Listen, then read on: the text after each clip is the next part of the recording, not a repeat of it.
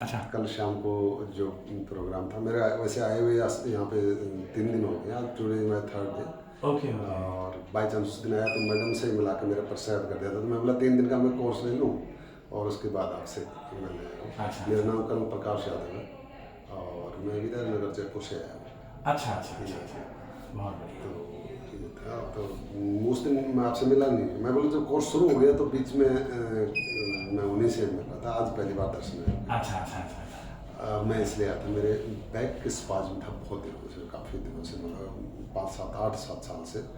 और उससे foot pen होता था।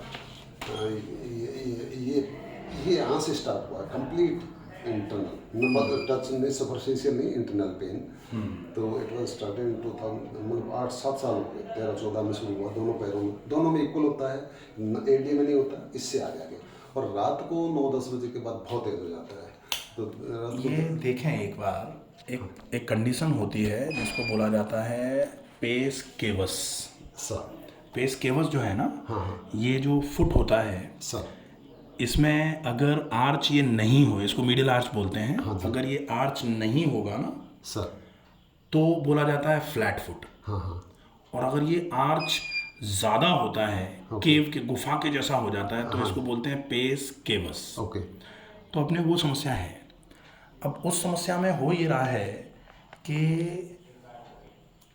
ये आर्च ज़्यादा है, तो जो आपका वेट की वजह से जर्क आता है पैर पर, बट यहाँ प्रॉब्लम, यहाँ जकड़न है। अब वो जकड़न वो अलग है। हाँ अच्छा, तो मैं जब एलोपैथी फौज में जहाँ जहाँ भी रहा, मैंने दिखाया, पुणे में दिखाया, चंडीगढ़ था, सभी ने बोला कि ये स्पाइन से रिलेटेड है। तो एमआरआई कराया 2 3, 16 में कराया, 18 में कराया, पिछले साल 20 में यहाँ पे पूनिया जी हैं न्यूरो सर्जन। हाँ। बट दुनिया भर की मेडिसिन खा ली, होगा ही नहीं यार। इसमें पेन में कोई फायदा नहीं नहीं है। होगा क्योंकि ये है ही नहीं उसकी वजह और से। ये जकड़न, मैं अब डेली रूटीन एक्सरसाइज करता हूँ तो इससे है, लेकिन इट कांस्टेंट चल रहा है। अब ऑफ लेट पिछले 8 7 महीने से क्या हुआ कि ये पेन ज़्यादा होने लगा, तो इसका बैक फ्लो ये थाई में होने लग गया, ये दर्द होने लग गया।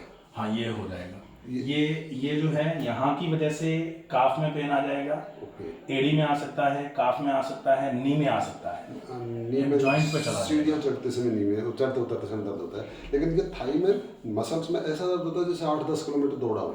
हाँ, हाँ, हाँ। और बहुत काम करने से, तो ये प्रॉब्लम थी। मैंने करीब लास्ट ईयर और सितंबर तक मैं मेडिसिन लिया, उन्हें मैं लेके आया था डिटेल, बट मैडम बोले कि नहीं, आपने बता दिया वो फाइनल है। मैंने टेनिबा, नॉरफ्लॉक्सिन, गाबापेंटिन, पता नहीं क्या क्या मेडिसिन में खाता रहा, और उससे जरा भी फायदा नहीं हुआ। तो मैं जब फायदा नहीं हुआ तो लास्ट ईयर सितंबर से मैंने छोड़ दिया, अभी 10 महीने हो गए मैंने छोड़ी। उसके बाद भी मुझे पेन में कोई ज़्यादा, मतलब बढ़ा नहीं ना घटा।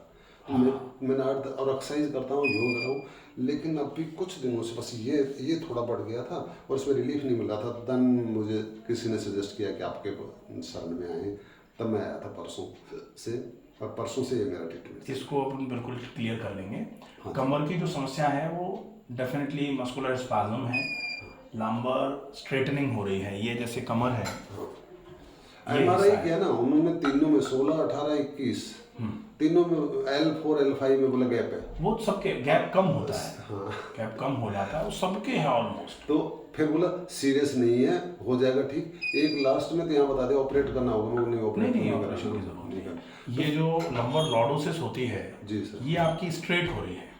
जो थोड़ा जो थोड़ा सा बल्ज होना चाहिए, कर्व होना चाहिए, वो है नहीं जी।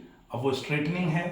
जब भी स्ट्रेटनिंग होती है ऑफ लंबर स्पाइन, तो फिर मांसपेशियां पूरी एकदम से खिंच जाती हैं, तो मसल के स्पाज्म की वजह से एक तो पेन होता है, दूसरा L4-5 पर माइल्ड सा कंप्रेशन है। हाँ डिस्क जो है L4-5 पर पोस्टीरियरली प्रोट्रूड हो रही है आपकी। जी सर। अब पोस्टीरियरली अगर प्रोट्रूड हो रही है, उसमें करना ये होगा कि ये मांसपेशियां जो रहती हैं, जो इंटर स्पाइनल मसल्स रहती हैं, जो वर्टिब्रा के आसपास कनेक्ट रहती हैं, और जो आपको आपके पोस्चर को इरेक्ट और नॉर्मल रखाने में जो काम आती हैं, वो मांसपेशियां कमज़ोर पड़ रही हैं। और उनकी कमज़ोर पड़ने की वजह से मांसपेशियां जैसे ही वजन छोड़ती हैं, हड्डियों में वजन आ जाता है। हड्डियां, ऊपर की हड्डी और नीचे की हड्डी पास पास आती है, तो फिर बीच में जो इंटरलिंकिंग स्ट्रक्चर्स हैं, जिसको डिस्क बोलते हैं यहाँ स्पाइन में, वो प्रेस होती है। डिस्क पर जैसे ही प्रेशर पड़ता है, जैसे सैंडविच होती है ना, सैंडविच को ऐसे करके दबाओ तो आलू बाहर आ जाता है, हाँ ठीक वैसे ही डिस्क बाहर आती है दोनों हड्डियों पर प्रेशर पड़ने के साथ। डिस्क बाहर आती है तो नर्व जो है वो प्रेस हो जाती है, तो नर्व के प्रेशर की वजह से थोड़ा बहुत रेडिएटिंग नमनेस, रेडिएटिंग पेन, ये सब चालू रहता है। आपके फुट का जो कारण है ना वो एंटायरली डिफरेंट है, इससे कोई लेना देना नहीं है फुट का। लेकिन अभी जब मैं जैसे अब मेरी एज 60 है, हाँ। और मैं हमेशा लाइफ में बहुत एक्टिव रहा हूँ, मीन्स कभी लेथार्जी का कोई काम ही नहीं है। हाँ। एक्टिव ये 50 के बाद शुरू हुआ है। इसलिए हुआ क्योंकि 50 तक, चूंकि अपन खुद ही कह रहे हैं ये चीज़ कि अपन एक्टिव रहे हैं, शरीर जब तक शरीर को चला सकता था, जैसे होता है ना कि पैर में हमारे कांटा, जो फौजी यहाँ गोली लगने के बाद भी अपन चले जा रहे हैं क्योंकि शरीर में दम है, विल पावर है। तो वो क्या होता है कि एक उम्र के बाद थोड़ी कमजोर पड़ना चालू होती है, एज हो जाता है, तब फिर शरीर बताता है कि अब भाई अब हम बदला लेंगे, अभी तक तो तुमने हमारी नहीं सुनी, अब हमारी सुननी पड़ेगी। कमर का वो स्थिति सस्पेक्टेड ये था कि सिक्किम में थे, कभी 1-2 बार गिर गए थे, कहीं हाइट से गिर गए थे, तो हमने सोचा उस समय वो नहीं हुआ, अब एग्रीगेट हो गया, ऐसा हो। हाँ, मतलब सस्पेक्टेड है बिल्कुल। ये भी आपका ये आप पहली बार है आप जो बता रहे हैं इस ढंग से, नहीं तो मुझे ये लॉजिक किसी ने नहीं बताया। सर आप यू आर राइट ऑल्सो, क्योंकि जब एलोपैथी में बार बार बता रहे हैं तो यहाँ से है तो मेडिसिन का असर भी होना चाहिए, डेफिनेटली किसी भी मेडिसिन का असर नहीं। अब इसमें क्या होगा, पेस केवस है तो केप पर आप सपोर्ट लगाओ।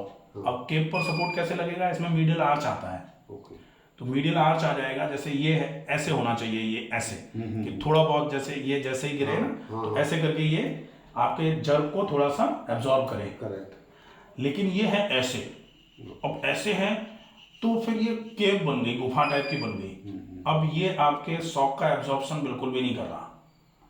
जब तक शरीर मजबूत था तब तक शॉक एब्जॉर्ब भी नहीं हो रहा था, तो भी आपको पता नहीं लग रहा था। अब शरीर हल्का कमजोर पड़ रहा है तो आपके शरीर अब आपको बता रहा है कि यहाँ कुछ गड़बड़ है। अब इसमें क्या होगा कि जो केव बनी हुई है उस केव में आप थोड़ा सा सपोर्ट डाल दो एक्स्ट्रा, और वो सपोर्ट होता है सिलिकॉन का मीडियल आर्च डाल दो। आजकल तो फिजियोथेरेपिस्ट वगैरह शूज अलग से ही बनवा देते हैं इसके लिए कि भाई थोड़ा सा मीडियल आर्च डाला और नॉर्मल हो जाएगा। अब जब भी जैसे चलेंगे तो इसमें डॉर्सम ऑफ फुट पे भी पेन आएगा, ये हिस्सा जो है ना, ये हाँ, इस पे पेन होता है और इसको दबाने से आराम मिलेगा। रात को तो मेरी ऐसी हालत होती है, गर्म पानी में एप्सम सॉल्ट डाल करके 10 मिनट के लिए पैर रखेंगे ना, फिर आप रात को सो, बहुत रिलैक्सेशन मिलेगा, बहुत बढ़िया। रात को मुझे दबाना पड़ता है, जैसे बच्चे को कभी बेटा नींद नहीं आ रही तो वो अंदर ही योगा वाले ही बोल रही कि अंदर ही सही रहेगा। हाँ तो अंदर करा लो, वो सेट कर दिया, ठीक है। तो ये था, ये इसमें आराम करा लेंगे अपन, कोई दिक्कत नहीं है, बिल्कुल बढ़िया। पूरा विश्वास है। 3 दिन का मेरा ये फिजियो बैक का ये हो गया, और हल्का सा चकड़न यहाँ है माइनर है, मतलब क्योंकि मैं बहुत डेली मेरी लाइफ का एक हिस्सा है कि मैं सुबह 1-1.25 घंटे, सुबह मैं आधा घंटे वॉक करके मैं स्ट्रेचिंग और एक्सरसाइज योगा करता हूँ, तब मैं फिट हूँ बिल्कुल, मेरी गर्दन में। बट फिर भी ये पेन मतलब इसको अपन यहाँ बिल्कुल ख़त्म कर लेंगे, कोई दिक्कत नहीं है, बिल्कुल क्लियर कर लेंगे। तो ये था 3 दिन का, ये आज मेरा हो गया, तो आगे के लिए फर्दर एडवाइस। और एक हल्का सा मेरे वो थी पर्सनल, उस दिन मैं शेयर कर रहा था कि मेरे पर्सनल स्वभाव का ऑफ लेट मुझे अननोइंगली, मुझे पता नहीं कब हो गया कि मुझे लगता है कि मैं थोड़ा चिड़चिड़ा हो गया। छोटी सी चीज़ पे मैं गुस्सा हो जाता हूँ और उससे मैं इरिटेट हो जाता हूँ। ये मेरा, मुझे लग रहा है कि मेरे स्वभाव में बदलाव आया, मैं ऐसा था नहीं। तो पिछले लगभग मुझे लगता है 1.5-2 साल से ऐसा हुआ है। वो भी कर लेंगे। तो ये मैं मतलब फ्रैंकली शेयर करना चाह रहा हूँ कि छोटी सी बात पे जिसको इरिलेवेंट है, बाद में मैं खुद इंट्रोस्पेक्शन करता हूँ, नहीं यार इस पे तो रिएक्ट गलत किया, इस पे जरूरत ही नहीं थी। पर लेकिन वो एक बार आप गुस्सा कर दिया तो गुस्सा आपके टेम्पर को ट्रिगर करता है, फिर अगेन गुस्सा हो जाता है, फिर अगेन देन वो मतलब बिल्कुल चैन रिएक्शन के चक्कर में एंड ऑफ द डे जब आप रियलाइज करो तो कुछ भी इरिलेवेंट चीज होती है। बिल्कुल। तो ये वो क्या हो रहा है कि जैसे जो बहुत कुछ संभालते हैं जी, और ऑफ लेटली जब वो रिटायर हो जाते हैं ये तब फिर होता ये है कि हमने बहुत कुछ संभाला हुआ है, और अब हम 4 लोगों से जिनसे थोड़ी सी आशाएं इच्छाएं रखते हैं, और बहुत सिंपल सी चीज़ होती है, अगर वो कभी किसी के समझ में नहीं आती है तो थोड़ा ऐसा लगता है यार क्या है, 500 लोगों को संभाला है यार, आप 4 लोग नहीं समझ रहे हो।